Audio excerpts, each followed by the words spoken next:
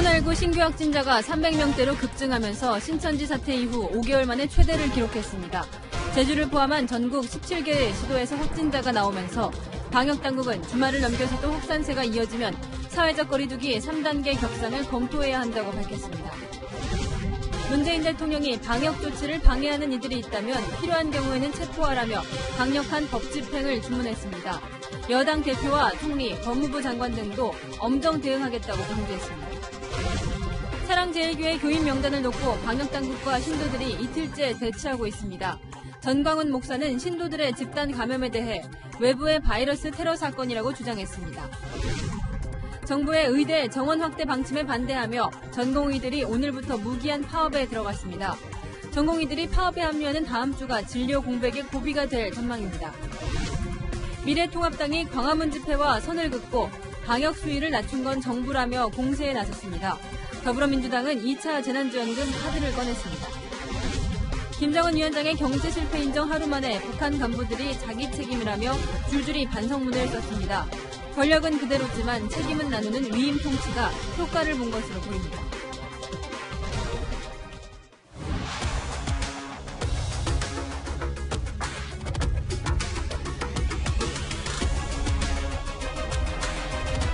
안녕하십니까. 뉴스의 동정민입니다. 이번 주말이 고비입니다. 코로나 국면 들어 이 말씀 많이 전해드렸는데 그중에서도 이번 주말이 가장 큰 고비입니다. 정확히 일주일 전 하루 확진자 수가 3자릿수로 올라섰죠. 이틀 만에 앞자리가 2로 바뀌더니 오늘은 300명을 넘어섰습니다. 드러난 숫자보다 상황은 더 심각합니다. 전국 17개 시도에서 빠짐없이 확진자가 나왔고 이 감염 환자들의 증세도 중증과 사망으로 심각해지는데 이들을 치료해야 할 의사들은 오늘부터 파업을 시작했습니다. 오늘 저희가 준비한 소식이 많은데요. 일단 전국으로 퍼진 집단 감염 소식으로 시작합니다. 안건우 기자입니다. 코로나19 신규 확진자는 324명, 지난 14일 이후 8일째 3자릿수를 기록했습니다. 300명을 넘은 건 신천지 집단 감염 사태가 있었던 3월 8일 이후 166일 만입니다. 수도권 집단 감염의 전국 확산 우려는 현실화되고 있습니다. 충청과 영호남 지역에서도 2자릿수 확진자가 나왔습니다.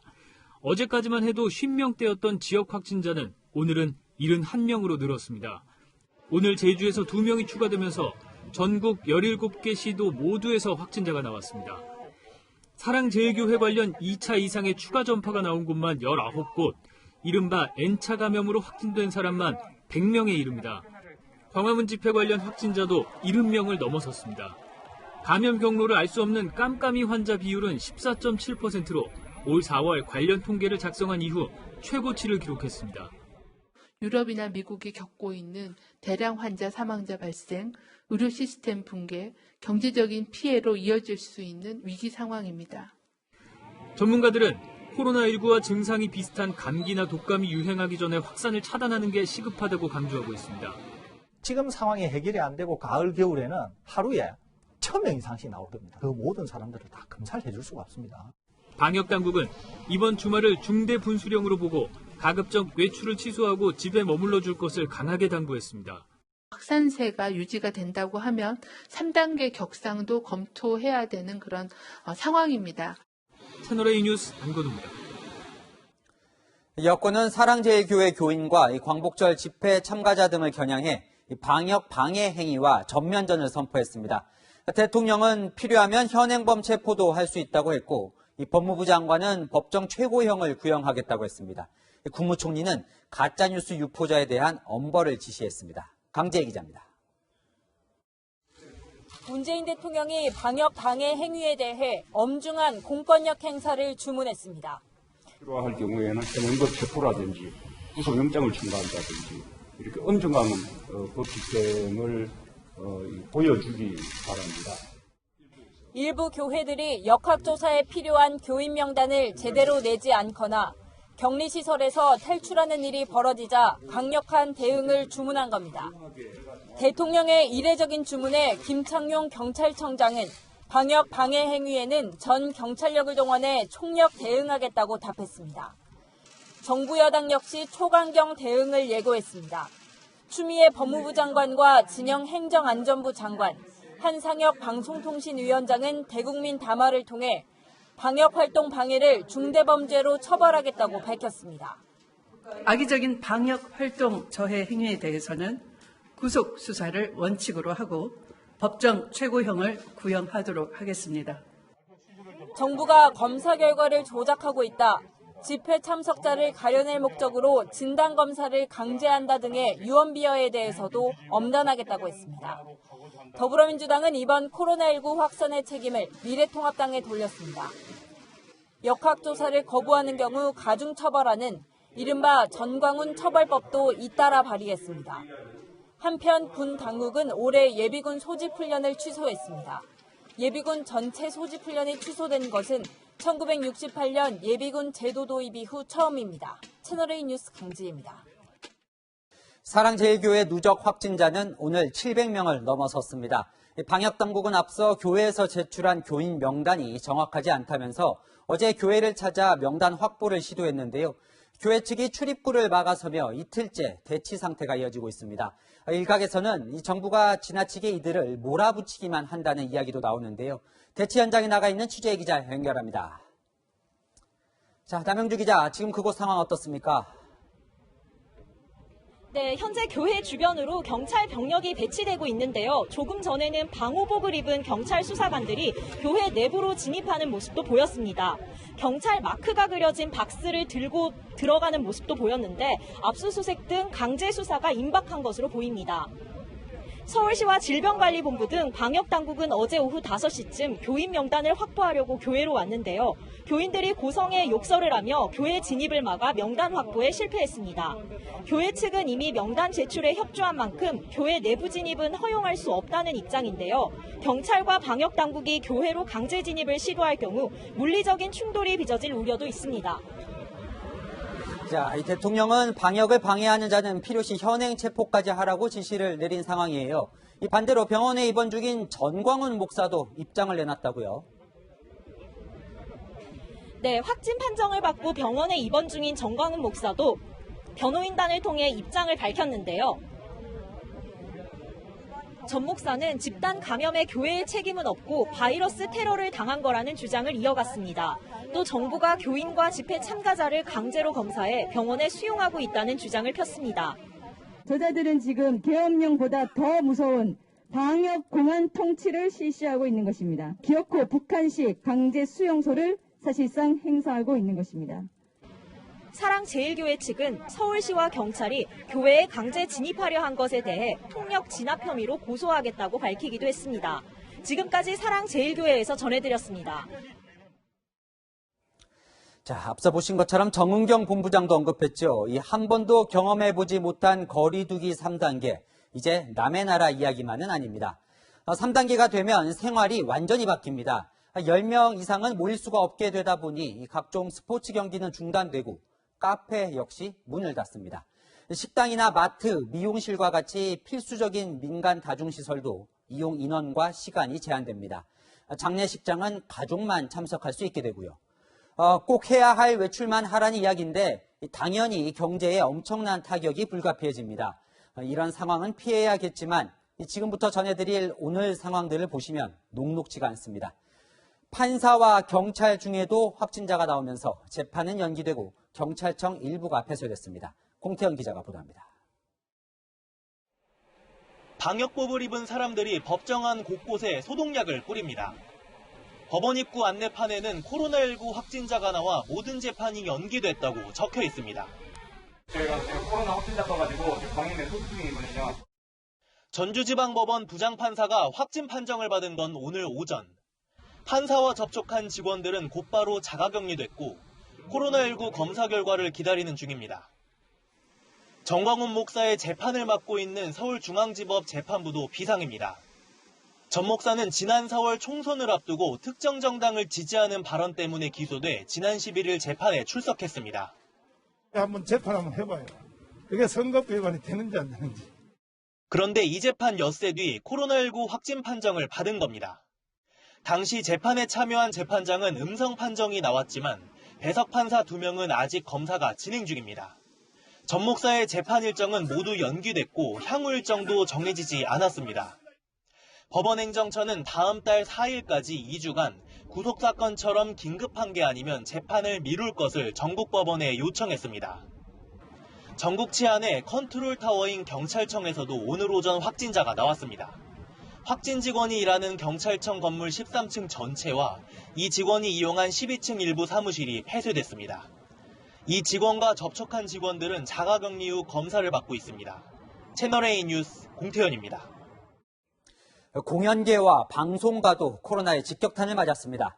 한 극단 소속 배우 등 17명이 집단 감염돼 극장이 폐쇄됐고 이 배우들이 출연하는 드라마들도 제작이 일부 중단됐습니다. 이어서 이지훈 기자입니다.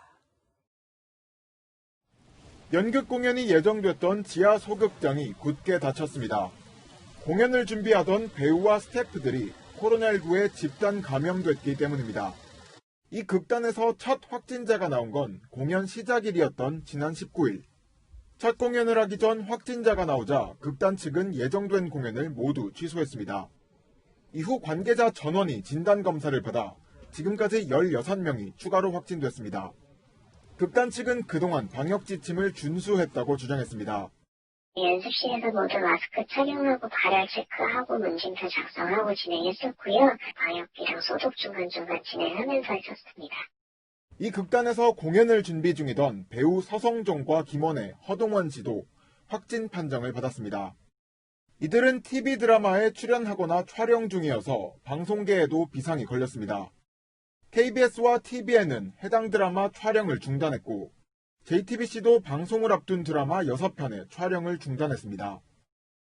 배우 허동원 씨와 같은 드라마에 출연하는 배우 고아라와 예지원 씨는 진단검사 결과를 기다리고 있습니다. 드라마 촬영의 특성상 연기 중인 배우가 마스크를 쓸 수 없고 스태프와 배우들 사이에 거리 두기도 지키기 어려워 추가 감염자가 나올 수 있다는 우려가 커지고 있습니다. 채널A 뉴스 이지훈입니다. 많은 사람이 이용하는 지하철과 그 역사도 코로나 안전지대가 아닙니다. 취객이 역사 안에서 코로나19 확진자라며 난동을 부리는가 하면 역장과 청소업체 직원이 확진 판정을 받아 역무실이 폐쇄되기도 했습니다. 출퇴근길에 지하철을 이용하는 시민들의 불안감은 커지고 있습니다. 구자준 기자가 취재했습니다. 어제 저녁 7시 40분쯤 지하철 2호선 열차 안에서 한바탕 소란이 벌어졌습니다. 40분 정도 되셨을까? 남자분이 마스크도 안 낀 채로 제가 코로나에 걸렸을까요? 안 걸렸을까요? 하고 막 소리 지르면서 돌아다니시는 거예요. 취객분이 있더라고요. 마스크를 벗고 나는 이제 코로나 환자다라고. 이 남성은 열차에서 내리라고 요구하는 승객을 폭행했습니다. 열차는 결국 방배역에 멈춰섰고 8분간 운행이 지연되기도 했습니다. 난동을 부리다 역무원들의 제압당해 지하철에서 내린 남성은 이곳에서 경찰에 체포됐습니다. 체포된 남성은 병원으로 옮겨져 진단검사를 받았고 음성으로 확인됐습니다. 경찰은 남성을 폭행 및 업무방해 혐의로 입건해 조사할 예정입니다. 2호선 서울대 입구역에서는 역장과 청소업체 직원이 확진 판정을 받아 역무실이 폐쇄됐습니다. 서울교통공사는 방역 조치를 마치고 대체 인력을 투입해 역사를 운영하고 있습니다. 정부가 실내 50인 이상 모임을 금지한 가운데 출퇴근길 사람이 몰리는 지하철에서는 이런 방침이 무색하다는 목소리도 나옵니다.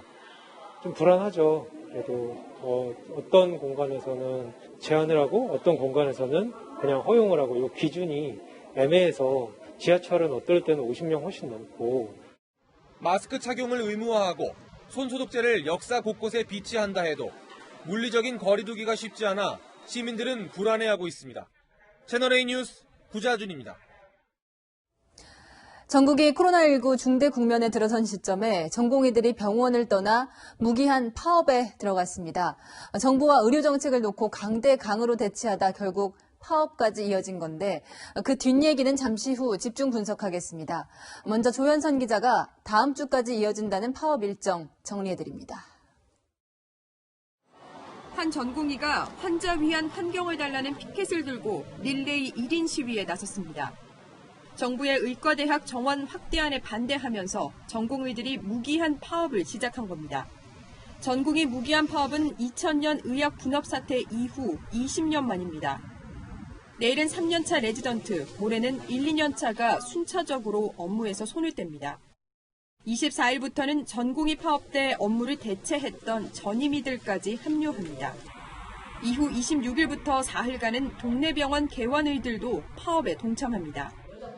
서울시내 주요 병원은 수술 일정을 늦추고 환자 예약을 줄이는 등 대응에 나섰습니다. 정부는 파업을 중단하면 정책 추진을 유보하겠다고 했지만 의사협회는 완강히 거부했습니다. 보건복지부와 머리를 맞대며 치열한 고민을 거듭하였으나 이 역시도 무의로 돌아갔습니다. 의대 정원 증원 등 정책부터 철회하라는 의료계의 요구에 정부도 물러서지 않았습니다. 진료 개시 명령과 이 명령에 불응할 경우에 면허에 대해서 가해지는 이러한 조치들도 있고, 파업을 강행할 경우 의사 면허 정지나 취소 같은 법적 제재 조치까지 고려한다는 겁니다. 코로나19가 확산되는 가운데 정부와 의료계가 강대강으로 대치하면서 의료 공백에 대한 우려가 커지는 상황. 이에 대한전공의협의회는 단체 행동 중에도 필수 의료 유지의 원칙은 지켜가겠다고 밝혔습니다. 채널A 뉴스 조현선입니다. 오늘은 전공이 일부만 파업에 동참했기 때문에 의료 공백이 크게 느껴지진 않으셨을 겁니다. 문제는 파업이 전면 확대되는 이번 주말부터입니다.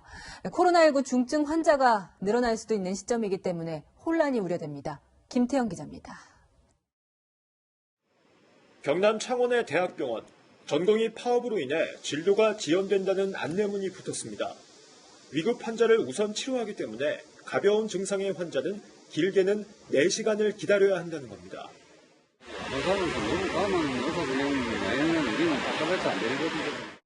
강원도의 대학병원도 사정은 마찬가지입니다. 파업에 동참하는 전공의들이 늘면서 급하지 않은 수술과 치료는 미뤄지고 있습니다. 응급실에 환자들이 몰릴 것을 대비해 응급의학과 전문의들이 추가로 투입됐지만 임시 방편일 뿐입니다. 피로도가 이렇게 지속적으로 쌓이게 되면은 전문의 선생님들로 어떻게 이렇게 버틸 수 있을지는 걱정이 좀 됩니다. 언제까지 인력 공백을 메울 수 있을지 장담하기 어렵습니다. 진료 공백을 메고 계시는 거거든요. 일단은 지금 그렇게 하고 있는데 이 장기화가 되지 않기를 좀 바라야죠. 문제는 모든 전공의가 파업에 들어가는 23일부터입니다. 코로나19 중증 환자가 증가할 것으로 예상되기 때문입니다.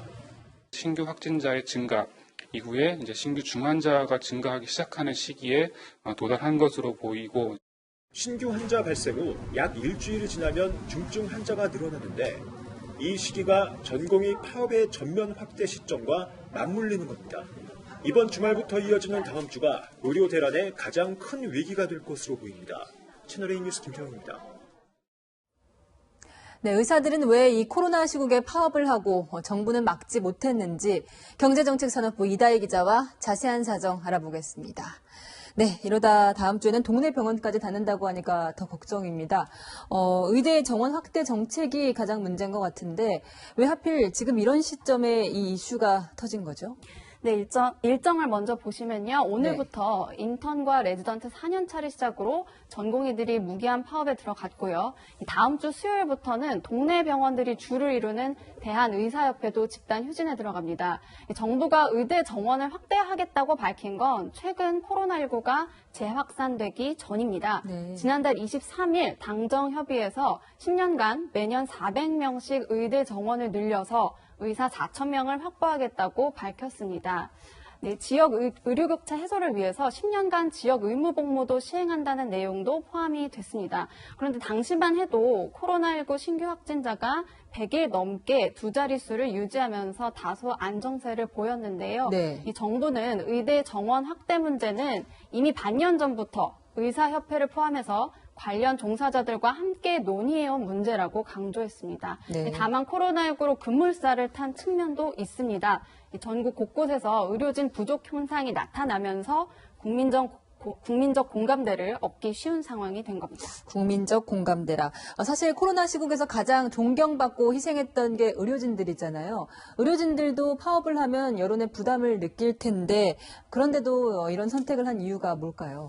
네, 이 정부가 코로나 전국을 물타기해서 의료계와 충분한 논의 없이 졸속 추진했다고 주장하는 겁니다. 네. 이 전국 의과대학 학생들이 SNS를 통해서 덕분에 챌린지를 패러디한 덕분이라며 챌린지에 나섰는데요. 이 코로나가 심할 때는 헌신하는 의료진을 치켜 세우더니 의료 시스템의 몰락으로 이어질 정책은 독단적으로 추진하고 있다고 비판했습니다. 의료 시스템이 몰락한다. 일반 국민 입장에서는 의사 수가 많아지면 좋을 것 같기도 한데 의사들이 이렇게까지 의대 정원 확대를 반대하는 이유는 뭘까요?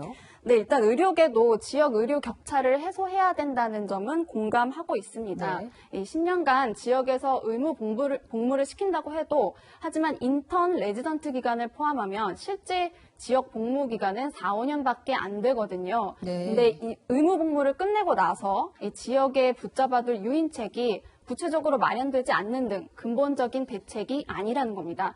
또 지금 수련 환경도 열악한 상황에서 의사 수만 늘려놓으면 오히려 의료의 질이 떨어질 뿐이라고 주장하고 있습니다. 어쨌든 지금 이런 국가적 위기 상황에서 서로 이렇게 갈등하는 모습을 보여주는 건 안 좋은 것 같은데 지금 서로 입장이 어떻습니까? 네, 일단 한번 들어보시죠.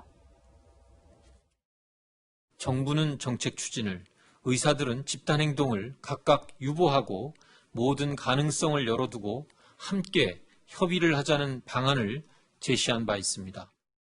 코로나 때문에 제발 유보라도 하자라고 했는데 그거가 안 된 거예요. 어저께 저희는 공연 재론이 얘기 꺼내지도 않았어요, 아예. 네, 정부는 양측이 입장을 유보하고 재논의하자고 했지만 의료계가 거절했다는 것이고 의료계는 정부의 코로나가 마무리된 뒤에 대화를 하자고 했지만 받아들여지지 않았다고 주장하고 있습니다. 자, 그러면 지금 말한 재논의와 대화 지금이라도 할 수 없는 건가요? 네, 현재로서는 쉽지 않아 보여서 좀 걱정입니다. 네. 정부는 정책을 수정할 의향이 있냐는 기자들의 질문에도 유보할 수 있다는 표현만 썼을 뿐 물러날 뜻이 없음을 분명히 했습니다. 의료계 대응도 만만치 않습니다. 의과대학과 의전원 본과 4학년 학생들이 당장 다음 달 1일에 예정된 의사 국가시험을 보지 않겠다고 결의했는데요. 이러면 내년 초 3,000명 정도 신규 의사가 배출되지 않고 의대 신입생 정원에도 영향을 미치게 됩니다. 네, 갈등만 하는 모습을 보여주는 것 같은데 의료진이 필요한 국민들 위해서라도 빨리 합의점 나와야겠습니다. 자, 이다혜 기자 잘 들었습니다. 코로나19 사태로 정당 지지율도 요동치고 있습니다. 매주 금요일 발표되는 한국갤럽 여론조사를 보면 지난주까지 부동산 실적 논란으로 민주당과 통합당의 지지율이 6%포인트까지 좁혀졌었는데요.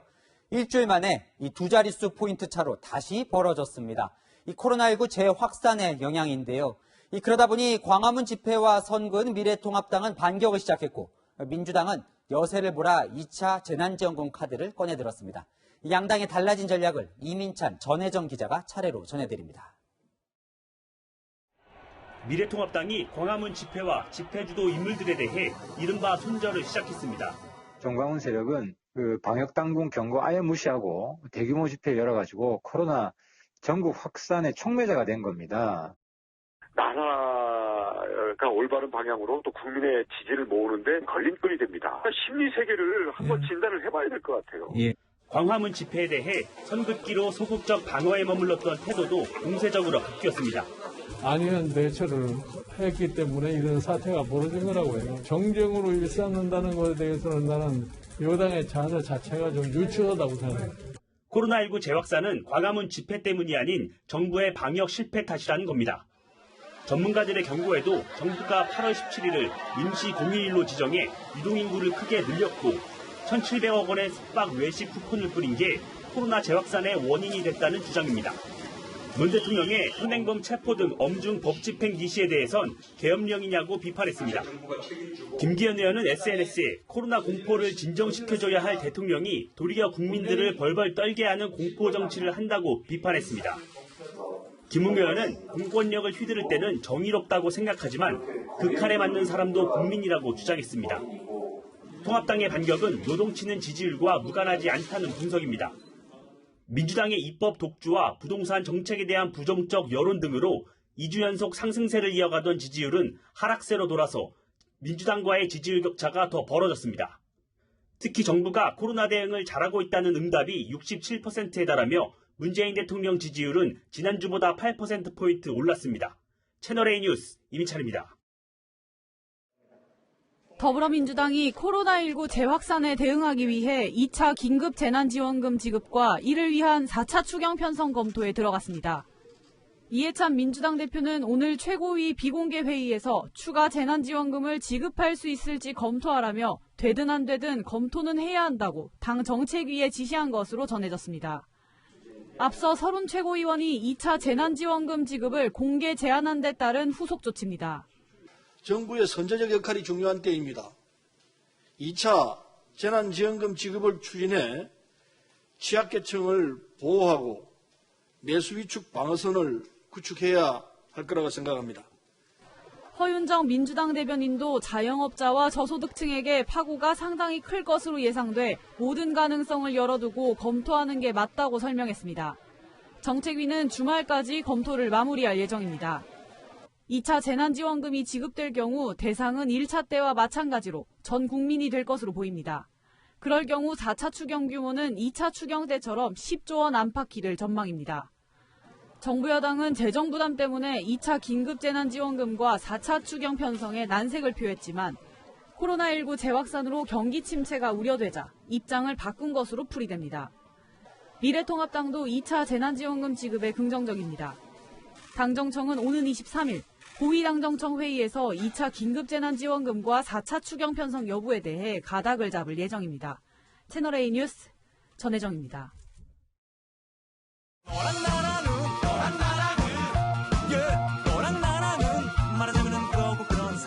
열왕야랑 시작합니다. 정치부 이동은 기자 나와 있습니다. 네. 첫 번째 주제 보겠습니다. 병원 생중계. 네. 진짜 말들이 많아요. 이 코로나 확진 판정을 받고 병원에 들어간 광화문 집회 참가자들이 네. 유튜브 생중계를 하고 있어요. 네, 코로나 확진 판정을 받고 병원에 입원해 있는 차명진 전 새누리당 의원과 신혜식 신혜한수 대표가 오늘 둘 사이 전화 통화를 생중계했는데요. 뭐라고 했는지 직접 들어보시죠. 네, 1층인데 반지하 비슷해가지고 아침에 일어나면 바닥에 습기가 꽉 차 있어요. 건강이 더 나빠지겠네. 그럴 것 같아요. 난 이런 생각도 들어. 밖에서 걸린 게 아니라 안에 들어와서 걸린 것 같아. 그 휴대폰으로 지금 나하고 통화하고 있구나. 안에서 걸린 것 같아, 안에서. 반지하니까 네. 환기도 안. 격리돼 있는 병원 안에서 코로나가 걸린 것 같다. 네. 아무래도 무리한 주장 같죠. 그렇죠. 광화문 집회에서 방역 수칙을 지키지 않아서 국민들 걱정이 이만저만이 아닌데 세금으로 치료받으면서 이런 주장을 방송을 통해서 내보내고 있는 겁니다. 또 김문수 전 경기지사가 코로나 검사를 받으라는 경찰에게 나 국회의원 세분한 김문수 이렇게 호통을 쳐서 비난을 받았잖아요. 어제 검사 결과는 음성이라고 SNS에 올렸는데요. 차명진 전 의원이 다행입니다. 하트 이렇게 공개 댓글을 달아서 눈총을 받고 있습니다. 네, 도지사와 국회의원도 지냈는데 요즘 네. 행보를 보면 참 안타깝습니다. 그렇습니다. 통합당도 이들과는 선을 긋고 있는데요. 앞서 리포터에도 나왔지만 하태경 통합당 의원의 비판에 보수단체 엄마부대 대표 주옥순 씨는 발끈했습니다. 하태경 자네 전향했냐고. 어? 도대체 네 뿌리가 뭐야? 미래통합당에 당을 제대로 추스려서 자유민주주의를 지키려는 그런 올바른 우파의 가치를 내세우는 정당이 돼야지. 아니 지금 공격 목표가 광화문 국민이냐? 주옥순 씨도 광화문 집회에 참석했다가 코로나 확진 판정을 받고 병원에 입원 중인데 이렇게 생중계를 한 겁니다. 네, 다음 주제 보겠습니다. 네, 주민 땡큐. 네. 여기서 주민은 민주당 당대표에 출마한 박주민 의원인 거죠. 네, 오늘 박주민 당대표 후보가 광화문 집회에 참석했던 민경욱 전 통합당 의원을 집시법 위반 등 혐의로 경찰에 고발했습니다. 행정명령제를 위반한 것이라고 볼 수도 있어요. 그래서 그런 부분하고 이제 집시법 관련된 부분 이런 것들 가지고 한번 고발을 해보는 건 어떨까요?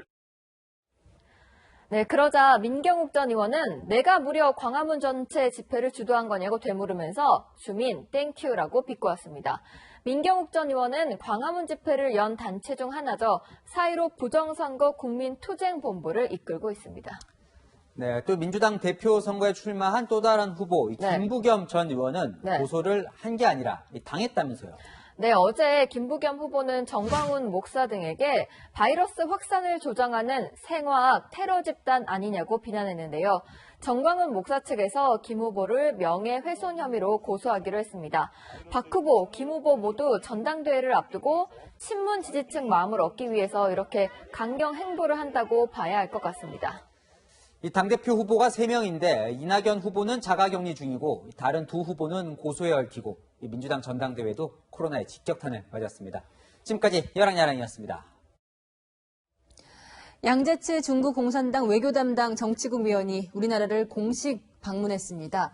서훈 청와대 국가안보실장의 카운터 파트너죠. 서울이 아니라 부산으로 왔는데 그 배경이 무엇인지 안보겸 기자가 분석했습니다. 중국 외교 정책을 총괄하는 양재츠 중국 공산당 외교 담당 정치국 위원이 오늘 오후 부산 김해공항에 도착했습니다.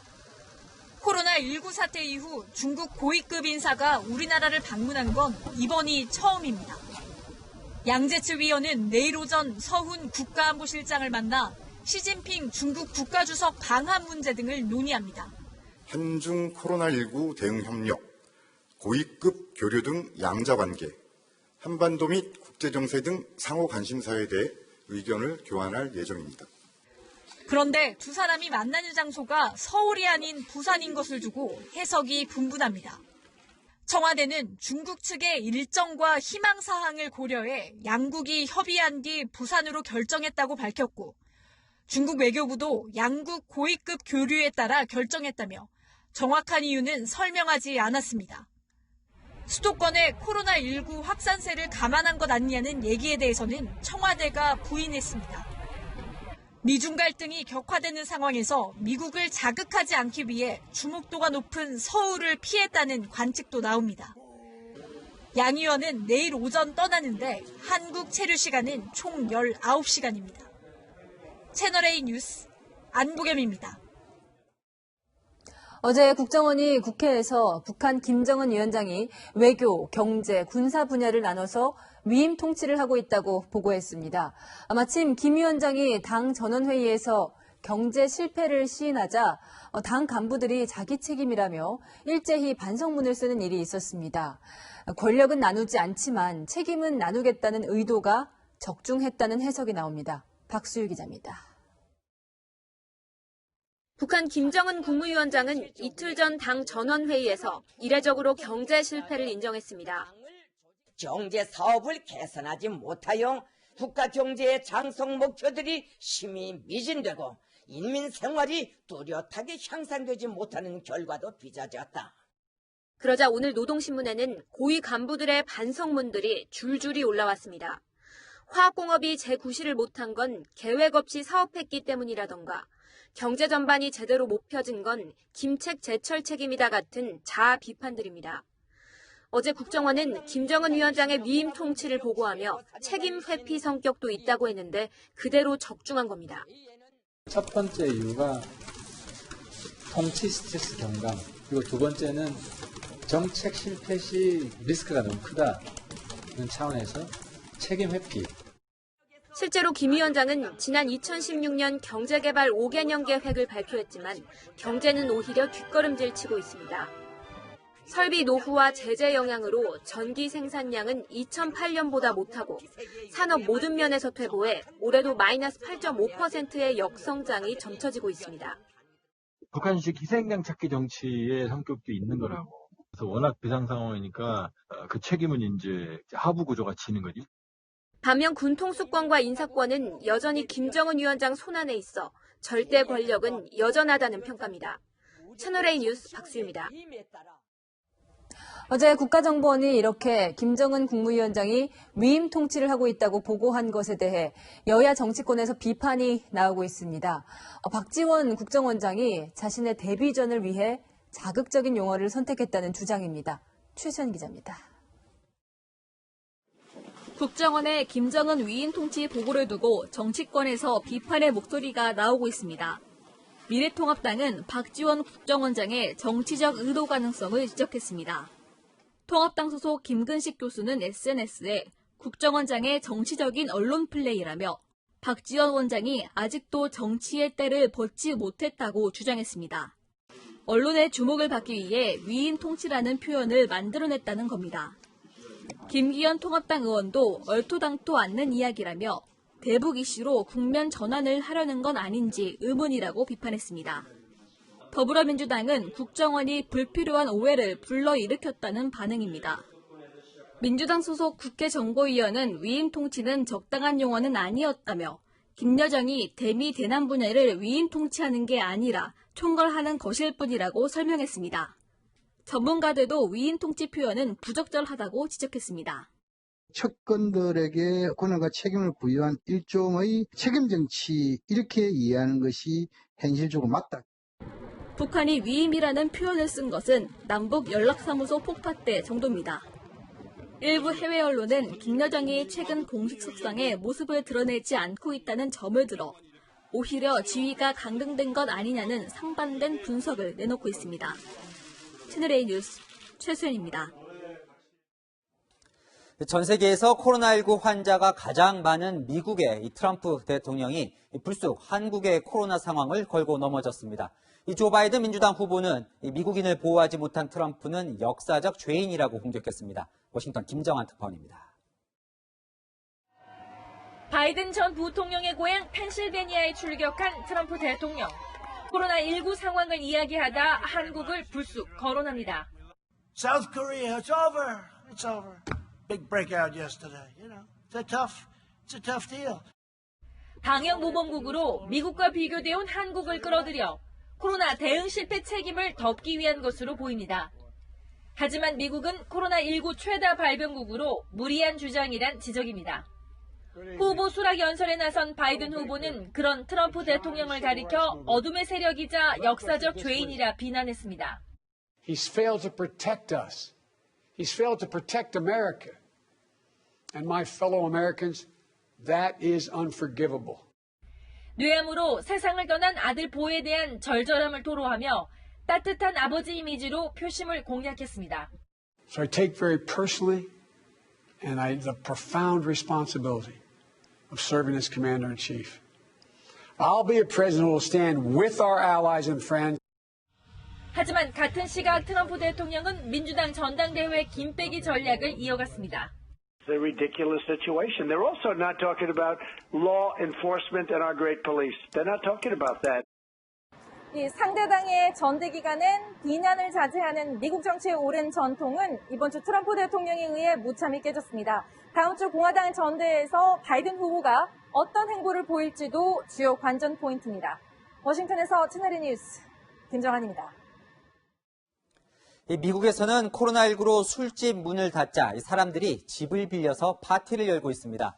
하지만 거리 두기도 마스크도 없는 파티 탓에 감염자가 속출하자 숙박 공유업체 에어비앤비는 전 세계 숙소에서 파티 금지 조치를 내놨습니다. 윤수민 특파원입니다.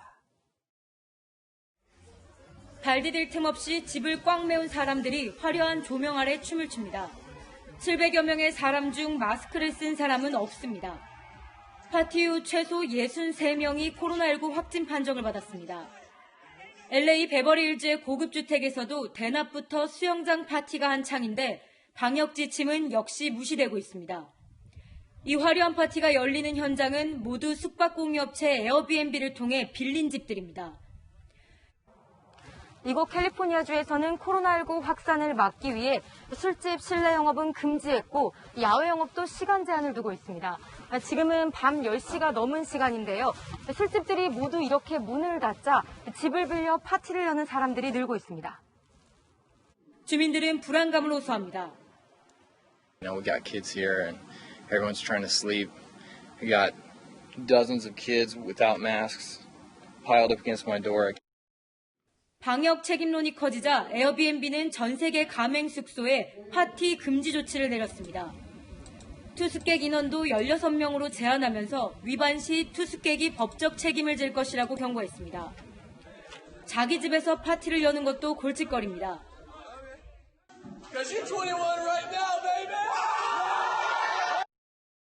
SNS 스타인 브라이스 홀은 헐리우드 호화주택에 100여 명을 초대해 파티를 열었다 방역 지침을 지키지 않아 LA시로부터 전기와 수도가 아예 끊겼습니다.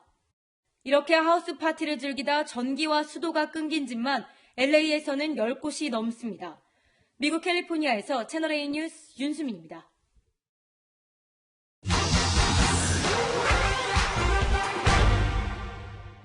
오늘 팩트맨은 50대 부부 이야기로 시작합니다.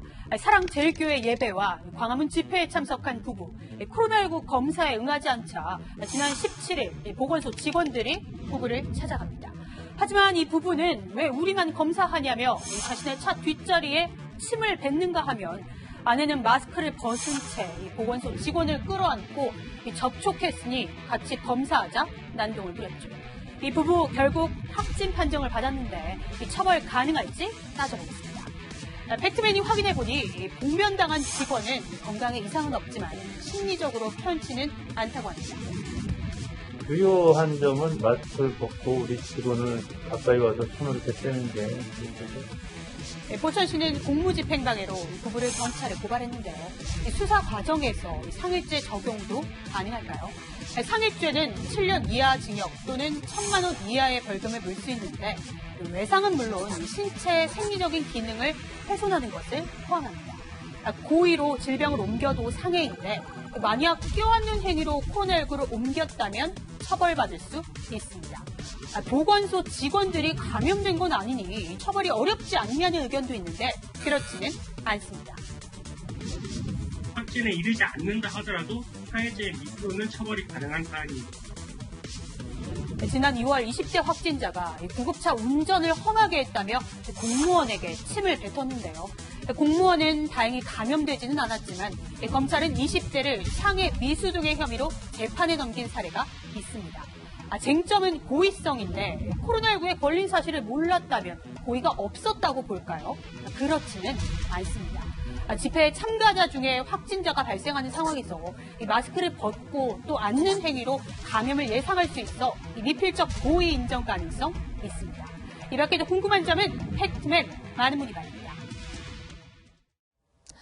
정부가 쏟아낸 각종 규제에 새 임대차법까지 시행되면서 서울 전셋값이 진정될 기미가 보이지 않습니다.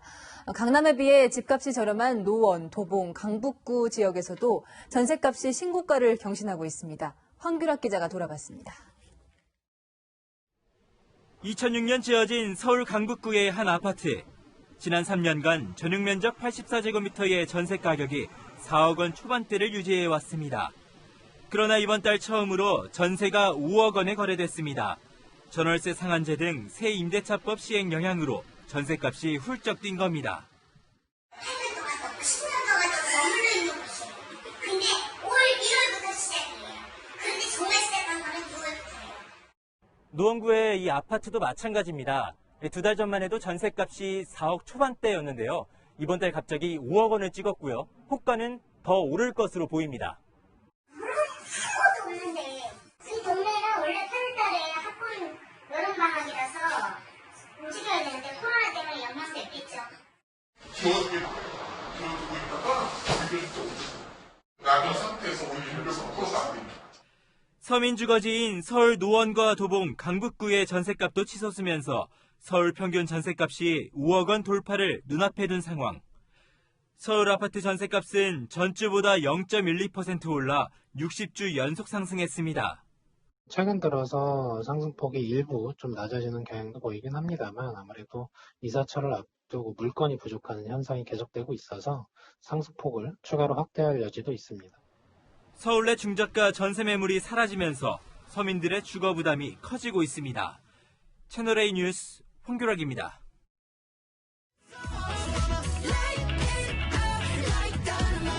그룹 방탄소년단이 오늘 신곡을 전 세계에 동시 발매했습니다. 코로나19 사태 속에서 위안을 주는 노래라고 합니다. 데뷔 후 처음으로 모든 가사를 영어로 부르는데 미국 빌보드 차트를 겨냥한 겁니다. 이현용 기자입니다. 뮤직비디오 첫 배경은 포스터로 가득한 방. 전설적인 팝스타들이 눈에 띕니다.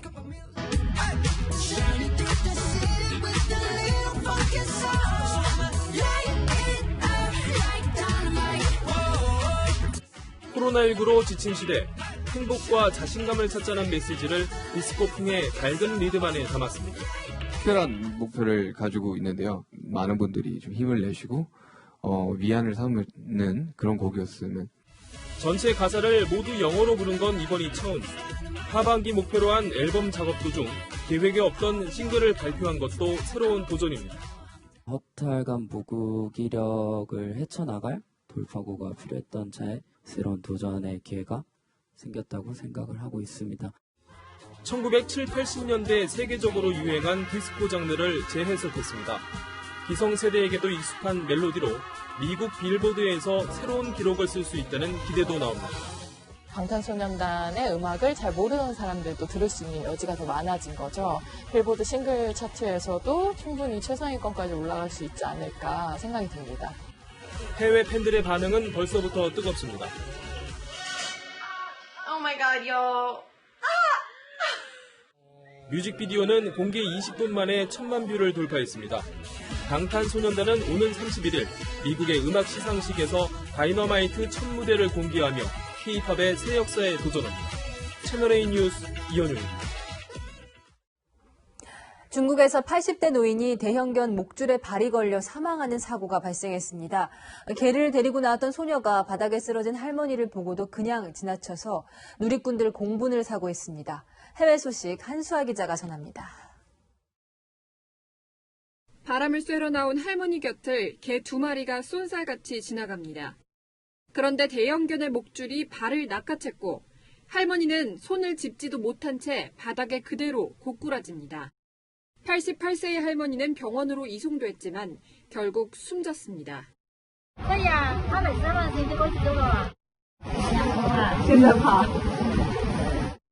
경찰은 12살 소녀가 이웃집 개를 허락도 받지 않고 데리고 나왔다가 사고를 냈다고 밝혔습니다. 하지만 누리꾼들은 소녀가 바닥에 쓰러진 할머니를 보고도 아무 조치를 하지 않았다며 무책임한 행동에 분노하고 있습니다. 얼굴 가리개와 마스크를 쓴 학생들이 차례로 체온을 측정한 뒤 경기장으로 들어갑니다. 스포츠 경기를 보러 온 관중이 아니라 대학 입학시험을 치르러 온 수험생들입니다. 멕시코 국립자치대학교는 입학시험에 8만 4천여 명이 응시하자 코로나19 감염을 막기 위해 고심 끝에 대형 야외 경기장을 시험 장소로 선정한 겁니다. Es más difícil concentrarse o la comodidad por la careta, el cubrebocas y todo, pero en sí la. 가족들 역시 마스크를 쓴 채 경기장 밖에서 학생들을 응원합니다. Concursando para médico cirujano dentista. Ajá, y pues se le pensó venir hasta este lugar precisamente por la enfermedad. 이 경기장은 1969년 멕시코 올림픽 당시 개폐회식이 열린 곳으로 대입 시험 장소란 진기록도 새로 추가하게 됐습니다. 채널A 뉴스 한수아입니다. 지금 농촌은 그 어느 때보다 일손 부족으로 몸살을 앓고 있습니다. 고령화도 문제지만 코로나19 여파로 외국인 근로자들이 입국하지 못하는 것도 타격이 큽니다. 농촌에서 찾는 새로운 미래 두 번째 순서, 자동화 시설로 일손 부족을 극복한 청년 농부들을 강경모 기자가 만났습니다. 한우 120마리를 키우는 농장. 천장에 달린 관에서 사료가 쏟아지자 소들이 받아먹습니다.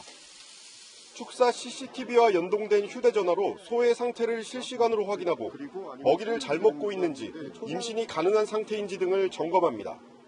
확실히 저희가 이거 달고 나서 수정을 되게 많이 했어요. 제가 눈으로 보는 것보다. 농장주 박순건 씨가 지난해 4천만 원을 들여 설치한 자동화 시설입니다. 효과는 놀라웠습니다.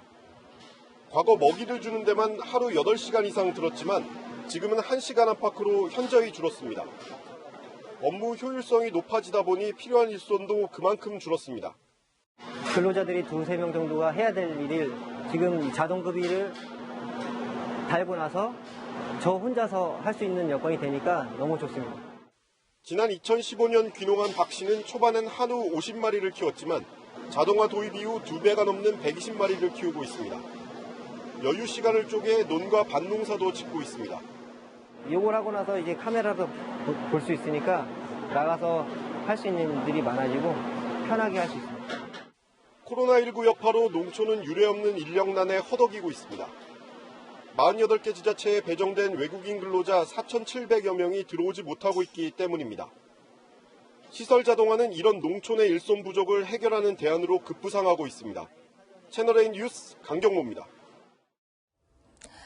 네, 조금 전 경찰이 사랑제일교회를 압수수색하기 위해 교회 안으로 들어갔습니다. 현장 상황 취재기자 다시 연결해서 알아보겠습니다. 자, 남영주 기자, 대치 상황은 안 보이는 것 같은데 경찰이 다 들어간 건가요? 네, 7시쯤 방호복을 입은 경찰 수사관들이 교회 내부로 들어갔는데요. 본격적인 압수수색은 시작되지 못한 것으로 알려졌습니다. 경찰이 교회 측에 영장을 제시하는 과정에서 차질이 빚어진 것으로 보입니다. 앞서 서울시는 교인 명단 제출을 거부한 사랑제일교회 관계자들을 감염병 예방법 위반 혐의로 경찰에 고발했습니다. 어제 오후 교회를 찾아 행정조사 방식으로 교인 명단을 확보하려 했지만 교인들이 밤새 대치하며 진입을 막아서자 강제력을 동원한 겁니다.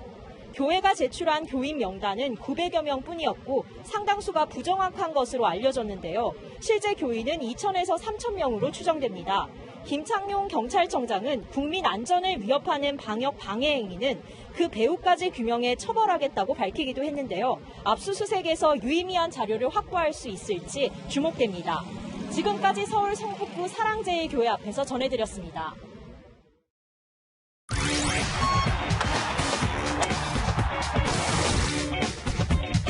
안녕하십니까. 스포츠 뉴스입니다.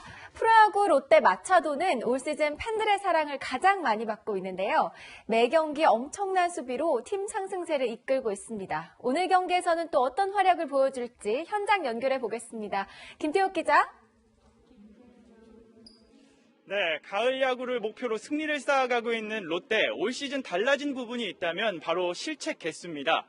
2019년 117개, 2018년 114개로 리그에서 실책이 가장 많은 팀이었는데요.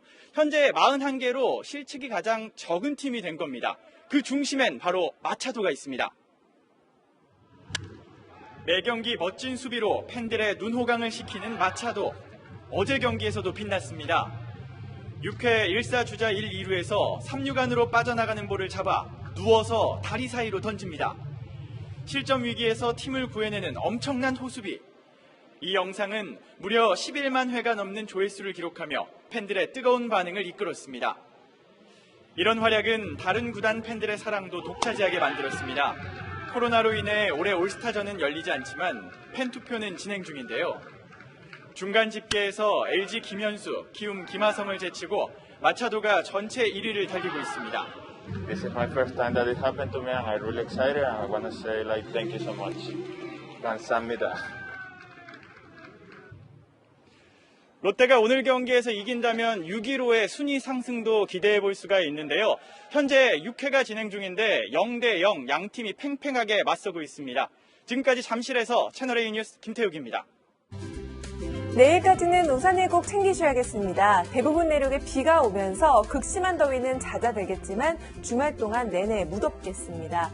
우선 내일 서울 등 중부 지역에는 낮까지 비 소식이 있는데요. 서울 경기와 강원 북부 지역에는 20에서 60mm, 강원 남부와 충북에는 5에서 40mm가 예상됩니다. 오전부터 밤까지는 계속해서 소나기 가능성이 있는데요. 중부와 전북, 경북과 제주 지역에는 30에서 80mm로 같은 지역이라도 강수량 차이가 클 수 있겠고요. 전남과 경남에도 10에서 60mm의 꽤 많은 양이 오겠습니다. 대기가 워낙 불안정해서 돌풍과 벼락을 동반하며 강하게 쏟아질 수 있습니다. 내일 한낮에는 서울이 30도, 대전 31도, 대구는 35도로 주로 남부지방에서 더위가 강하게 나타나겠습니다. 기상청에 따르면 9월에도 낮더위가 있겠고요. 10월과 11월에는 기온 변화가 심할 걸로 전망했습니다. 가을철 태풍은 평년 수준인 한두 개 정도가 우리나라에 영향을 줄 걸로 예상되고 있습니다. 날씨였습니다. I just don't want to wear one myself. It's a recommendation. They recommend it. When you do testing to that extent, you're going to find more people. You're going to find more cases. So I said to my people, slow the testing down, please. 이렇게 말하고 불과 몇 개월 만에 미국 코로나19 확진자와 사망자 수가 세계에서 가장 많은 나라가 됐습니다. 미국에서 코로나19로 숨진 사람이 1차 세계대전 전사자 수보다 많습니다. 세계 1위 경제대국의 방역 비극, 지도자의 가벼운 입에서 시작된 것은 아닌지 트럼프의 과거 발언들을 되돌아보게 됩니다. 어디서 많이 들어본 말 같기도 하지요. 전광훈 목사, 밖에서는 안 걸린다며 마스크도 안 쓰고 환자가 늘어난 건 검사를 많이 한 탓이다. 또 교회에 바이러스 테러를 했다. 이런 유언비어를 퍼뜨리고 있습니다. 다 함께 힘을 모아 바이러스와 싸우기도 벅찬 국면입니다. 이 방역과 정치는 분리돼야 합니다. 내일도 뉴스입니다.